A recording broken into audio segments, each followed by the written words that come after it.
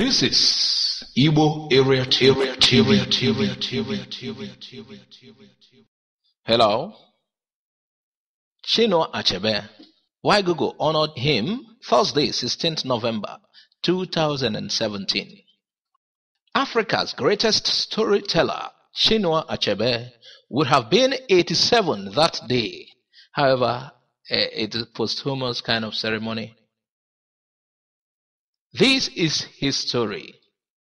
Meanwhile, in this picture, Achebe left with former South African President Nelson Mandela on September 12, 2002, prior to receiving an honorary degree at the University of Cape Town.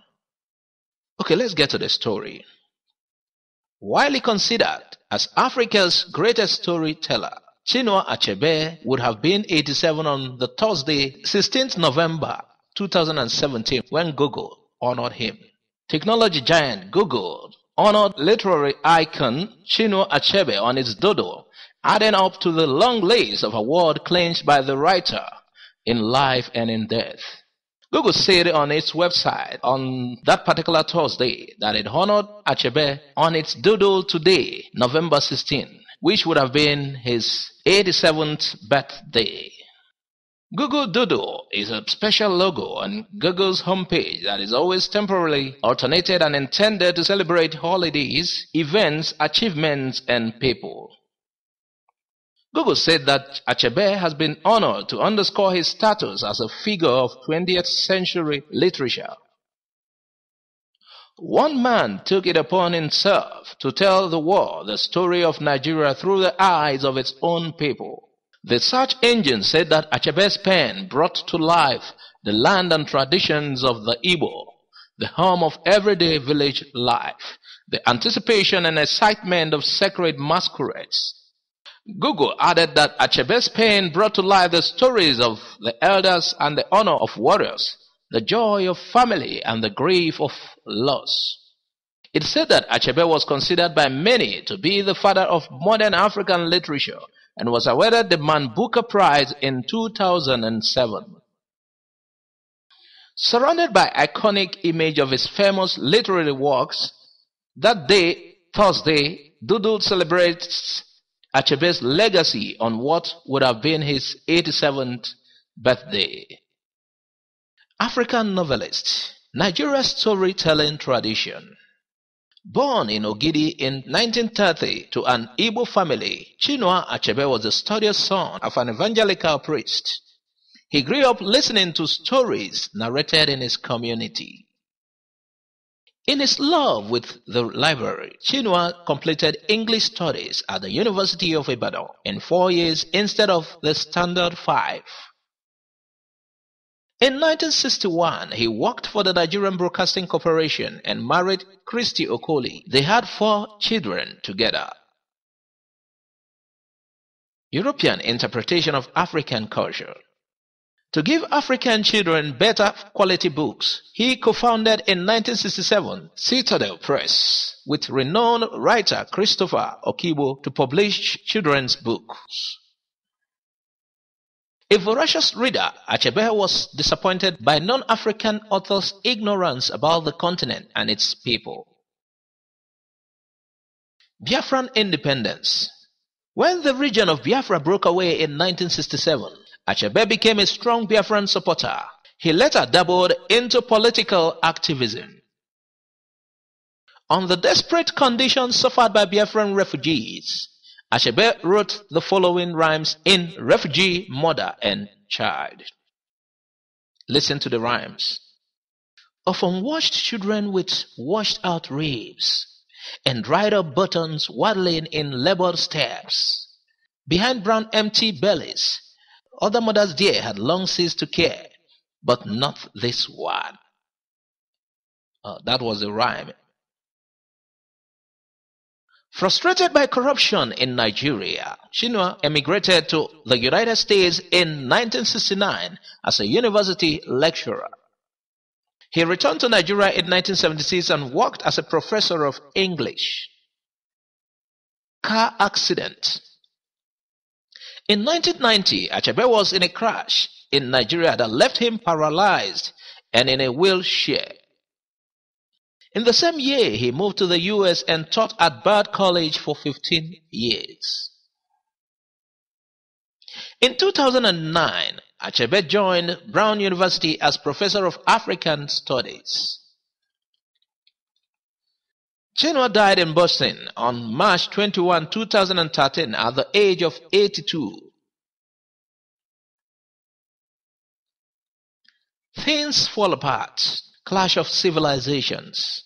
As a Nigerian novelist, Achebe portrayed the social disorientation that resulted from Western colonization of Africa. In 1958, he published his first and most widely read novel, Things Fall Apart. The novel portrays the clash of cultures that took place when Christian missionaries and Western colonials encountered traditional African societies in the 19th century. The novel follows the life of Okonkwo, an Igbo leader and local wrestling champion. He is exiled and upon his return finds his community has submitted to the influence of Western colonizers. Realizing how much his life and his village has worsened, he hangs himself. The world has no end, and what is good among one people is an abomination with others, writes Achebe. 100 Best English Novels. In 2005, Time magazine listed Things Fall Apart in its list of 100 Best English Language Novels from 1923 to 2005. Things Fall Apart is still one of the most read books in modern African literature. The novel sold over 12 million copies and was translated into more than 50 languages. The book was followed by a sequel, No Longer at Ease, originally written as the second part of a larger work along with Arrow of God. A child cannot pay for its mother's milk. Chinua Achebe in his book Things Fall Apart. Now let's get to the recognitions. 30 honorary degrees. Acknowledged as the father of modern African literature, Chinua Achebe awarded 30 honorary degrees from universities around the world. Achebe also won many literary awards, from the inaugural Nigerian National Merit Award in 1979 to the Men Booker International Prize for Fiction in 2007. He won the Dorothy and Lillian Gish Prize in 2010. The annual prize is given to a man or woman who has made an outstanding contribution to the beauty of the world and to mankind's enjoyment and understanding of life. Praised by Mandela. South Africa's anti-apartheid revolutionary leader Nelson Mandela called him a writer in whose company the prison wall fell down. The president of South Africa, Jacob Zuma, has described him as a colossus of African writing. Literary critics have compared Achebe's eminence worldwide to Gabriel Garcia Marquez, Toni Morrison, and a handful of other writers.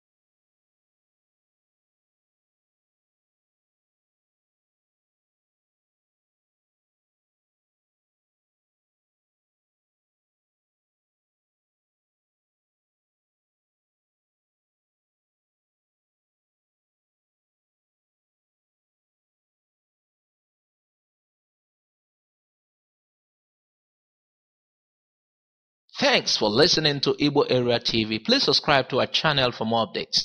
God bless you and bye for now.